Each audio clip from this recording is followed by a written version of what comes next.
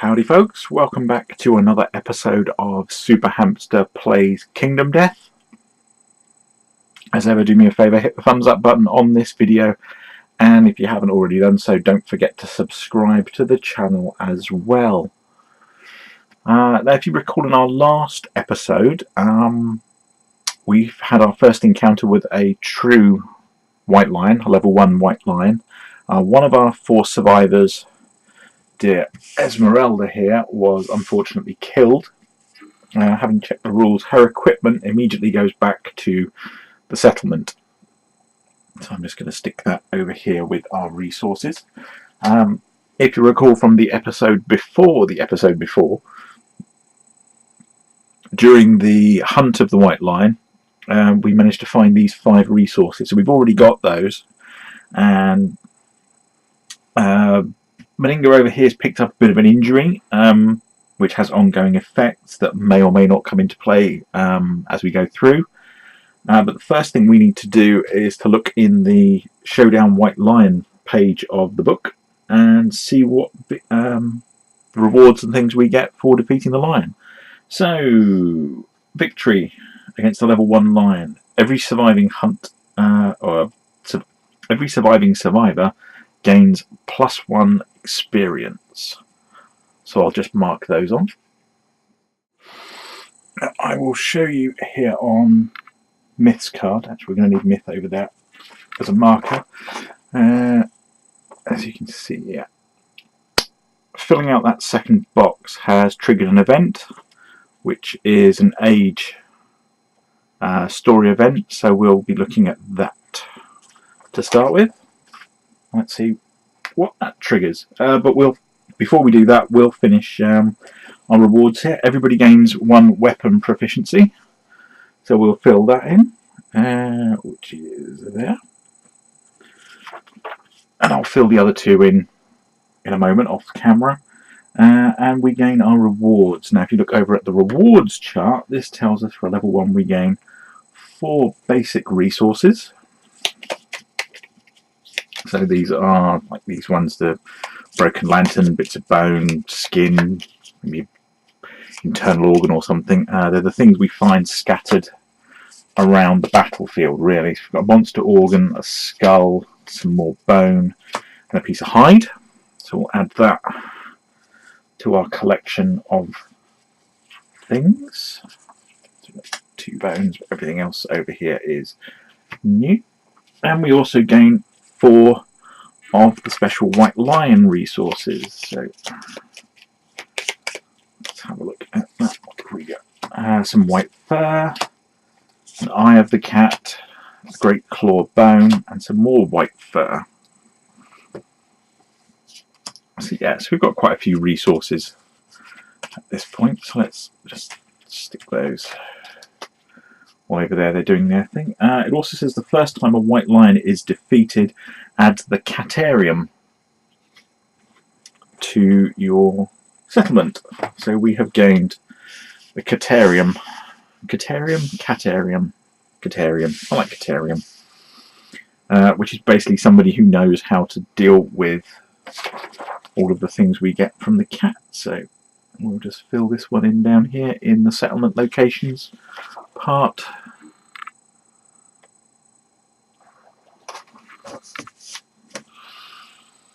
And if the settlement has saga, which we don't, so that's all of the rewards.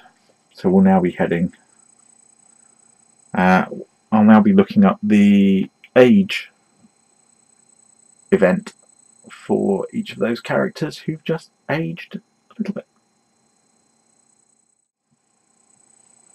So let's take Myth. He's leveled up, he's hit that hunt. So he gets the first age event. So here we are on the story page. If you look at age, there are 4 such events, and it says basically you gain the number based on here. So the first one you get is weapon proficiency.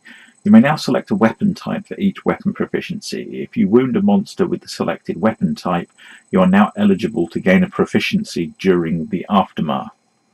Which I think means you select your weapon type, and if you're using that weapon and you successfully wound a monster, you will gain 1 point of proficiency here and eventually become a specialist and then a master.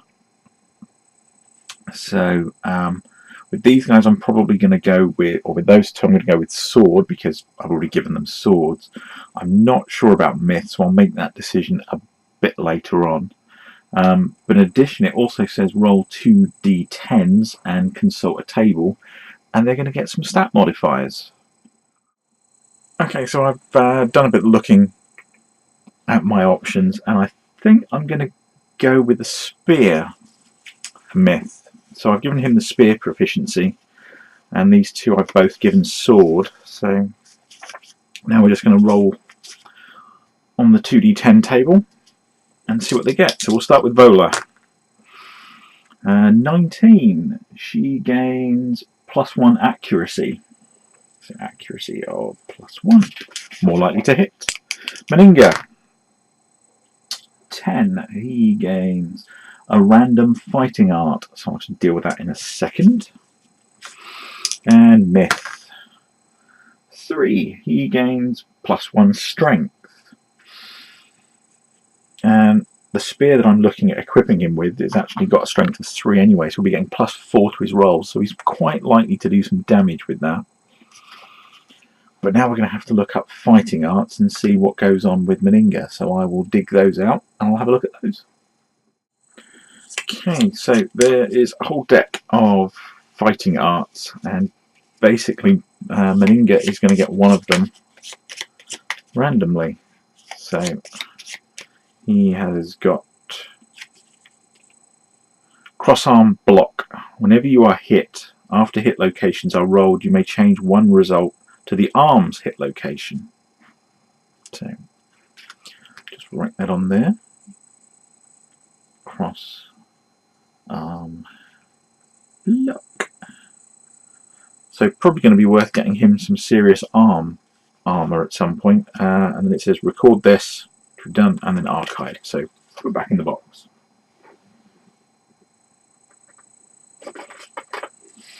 Which I have just off to the side here. Okay, so that is their age result as from their hunt XP. We've gained that. So let's get back to the event phase. Right, so next on the agenda, returning survivors, we've done that. Remove tokens, done that. Removing gear, done that. Gain, set up, update the time. Oh, should have gained the endeavours. So we've done that. We've done that. Update the timeline. So we move into Lantern Year 2, which triggers a settlement event, and then the Endless Screams event. So we'll start with the settlement. Nickname. Every returning survivor gets a nickname. Each rolls a d10 on all 3 tables below. Add the nickname to their current name between their first and surname. A survivor may only be nicknamed once per lifetime. Okay, so let's see what Meninga gains. We have Meninga, 5. Brainless.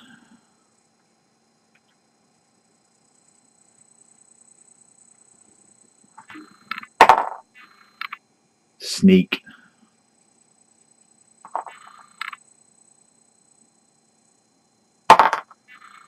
3. Of the lantern. Of the lantern.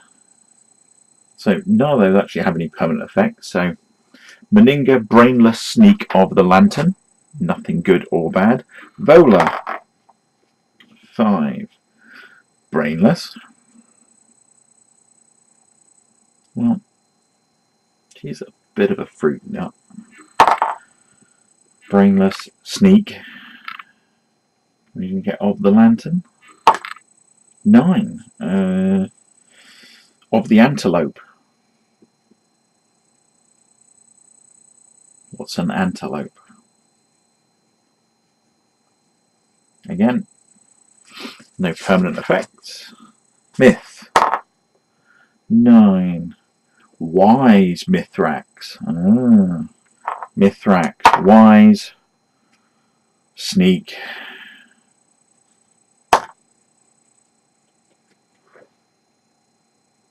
Of the antelope.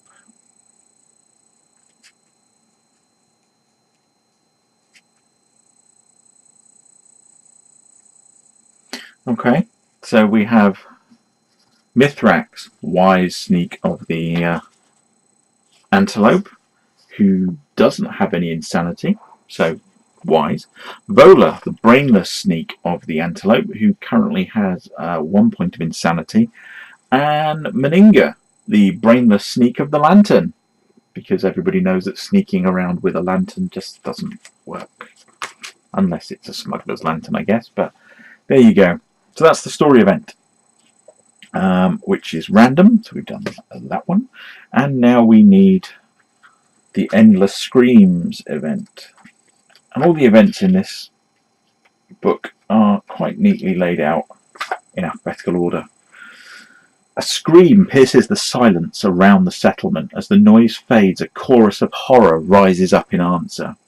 The settlement erupts into chaos, trying to comprehend the source of the terrible wail. You may now hunt the Screaming Antelope.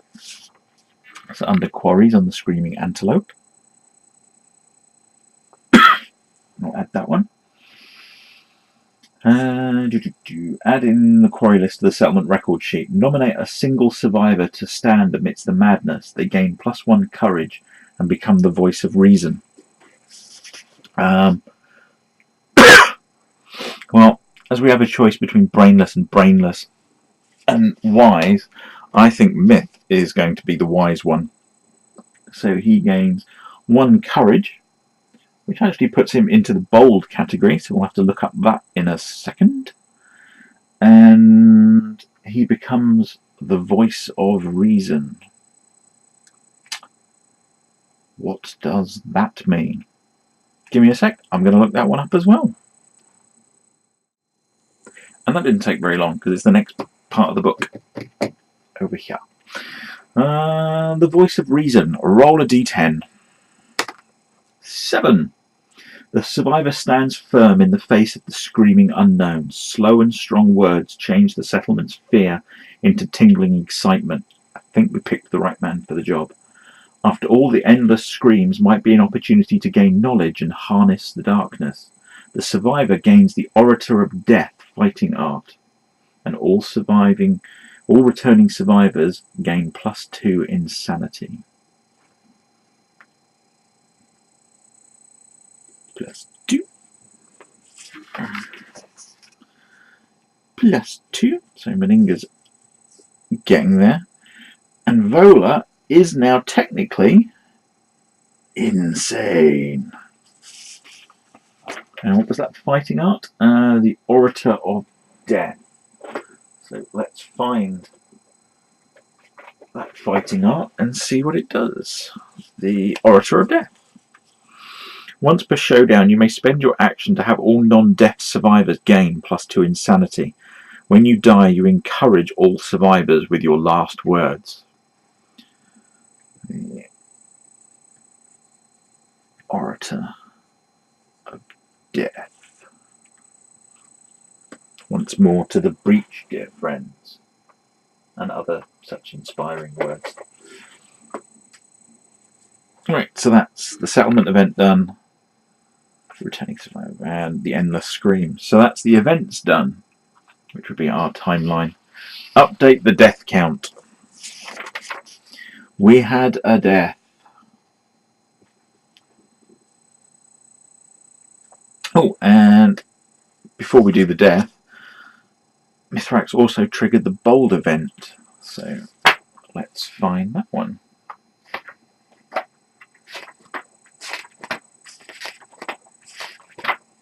Bold.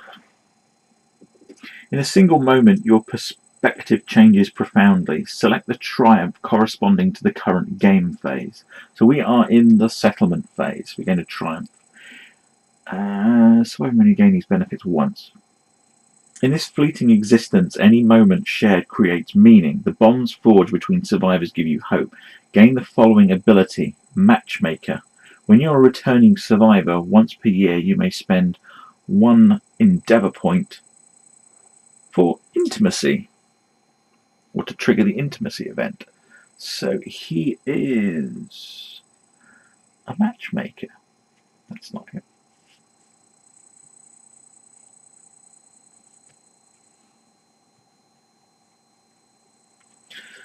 So that would now be Mithrax, wise sneaker of the antelope, master of the spear, bold orator of death, and maker of matches.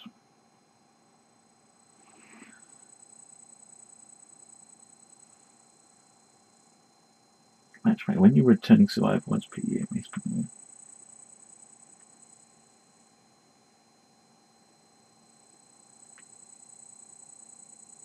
and we get to roll on this little chart here.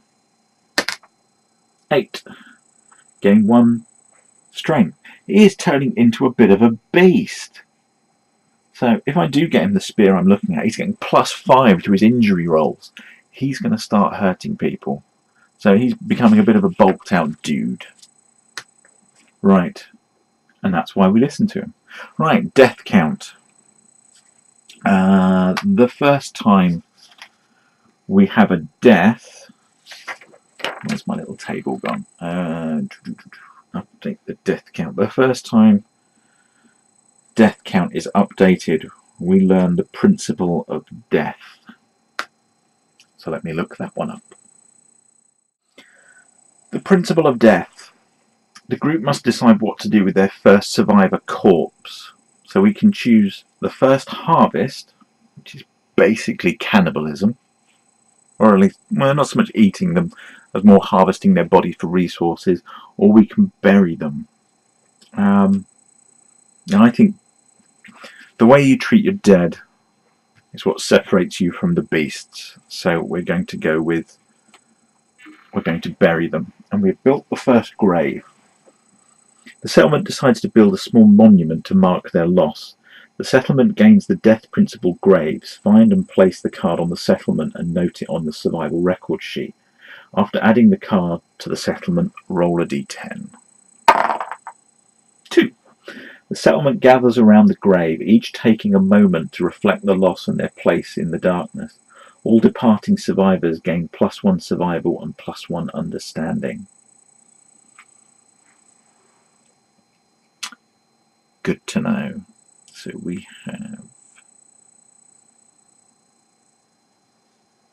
went with graves. So principles down here in the bottom, you have new life, death, society and conviction. So we've gone with death and we've gone with graves.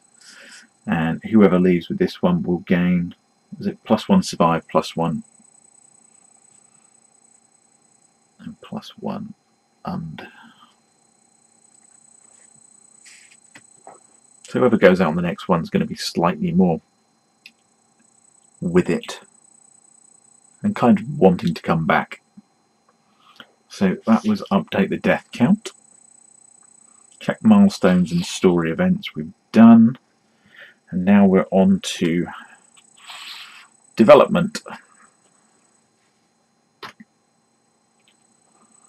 Now if you recall, we can spend our endeavour points, of which we have 3, to learn innovations and weapon crafter. We don't want to get to yet. We can use it to build a bonesmith, a skinnery, or an organ grinder. Again, don't want to get there yet, and the camera's being weird, so I'm going to stop this and re-record. Sorry about that, hope that's fixed it. We can also build a stone settlement, or a stone circle in the settlement, and we can build a leather worker. But in order to build a leather worker, I believe we need ammonia to start making stuff worth having. So I'm thinking we're just going to go through the innovation deck. So yeah, let's learn some innovations.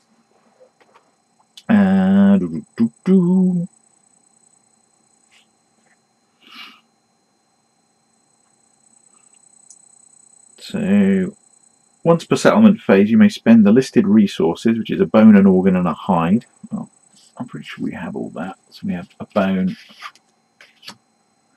hide, and an organ.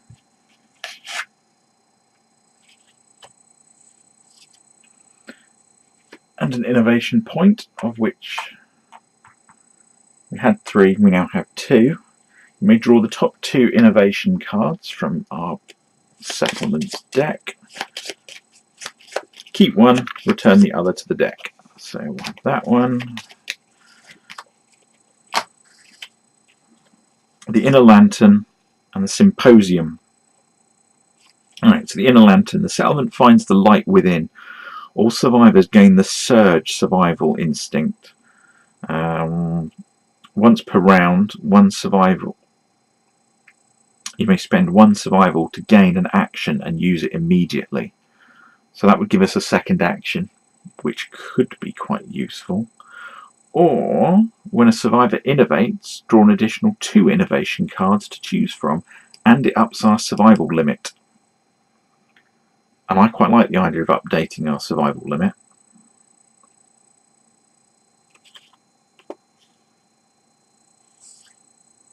Because that will give us lots of ability to dodge and things. So I think we're going to go with that one. So the Inner Lantern goes back, and we've gained Symposium. And our survival limit is now 3. And I will add all of the Symposium consequences to the deck. Just let me grab the innovation deck.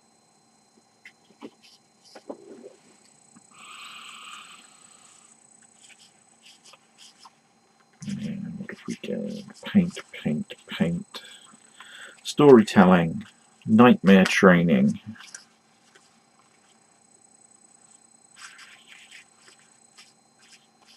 I think that is all. Yep. So yeah, nightmare training and storytelling.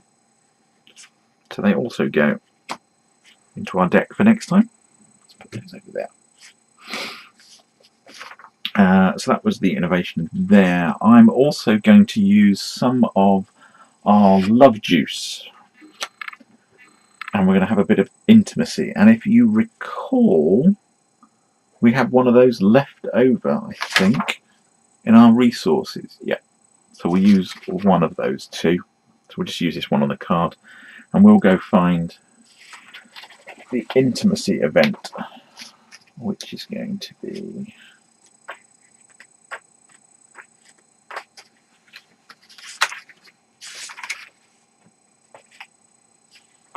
H. Intimacy. Nominate 1 consenting male and 1 consenting female.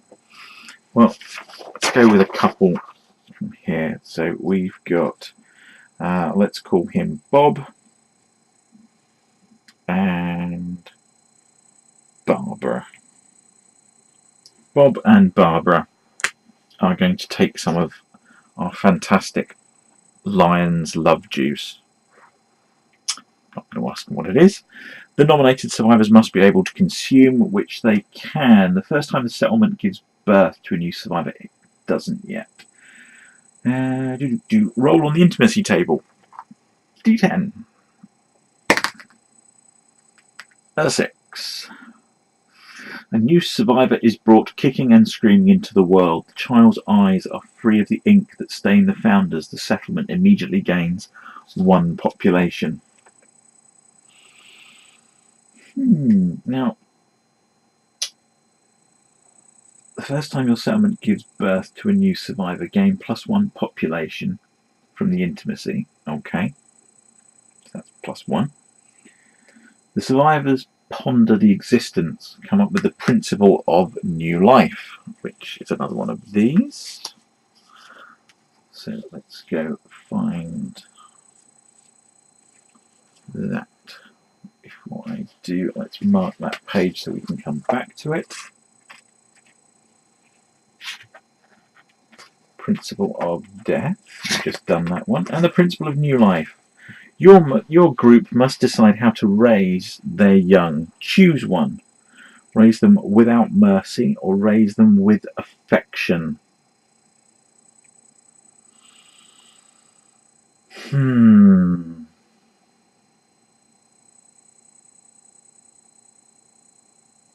Well, I don't know whether this is a good thing or not, but we've gone with the compassionate thing with the whole graves, so I'm thinking we go with affection. The settlement embraces the child. Actually, let's just mark that on here. Where are we? New life. Protect the young. The settlement embraces the child with warm arms. Nurturing new life is their highest calling. The settlement gains the new life principle. So protect the young. When rolling on the intimacy story, you may roll twice and pick the result. So breeding's now an option, and that's used our love juice. And our second. The settlement gathers round the new gains a new principle. Find and place the card on the settlement and note on the settlement record sheet, adding the card to the settlement, and then roll a d10. 10. The child is raised by the entire settlement and endowed with the hopes and wisdom of all. The newborn survivor gains +2 understanding and the strategist. So we're going to need to name this kid. 1 to 5 female, 6 or more male. She's female. So, female, and she is +2 understanding and the strategist, fighting art. So we're going to need to come up with a suitable name. Gabriella.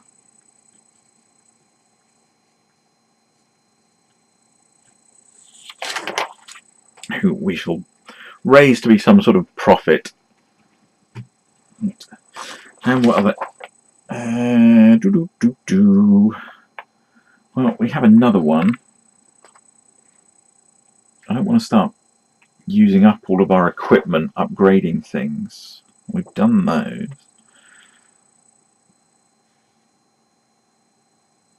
I don't think it's like there's 2 or more. If you are not deaf.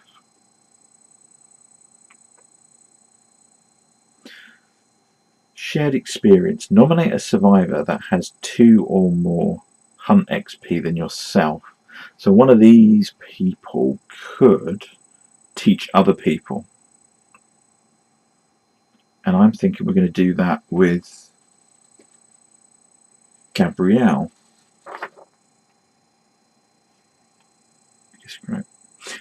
One of these people has to spend the XP. So we need a low-level character. So it's for helping low-level characters, but we need them to get more advanced. So we can't do that just yet. And I don't want to spend the hide and the organs upgrading these. So I think we'll use our other love juice from our resources. And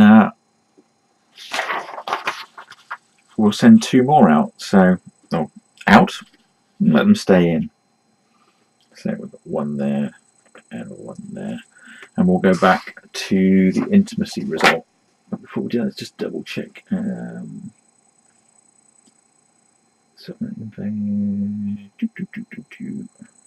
we don't. So, 7. Settlement gains +1 population. The male and female survivors share a deep bond and share +10 survival.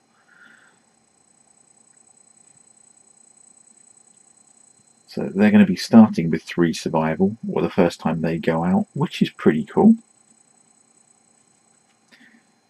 Again, 1 to 5 female. It's another girl.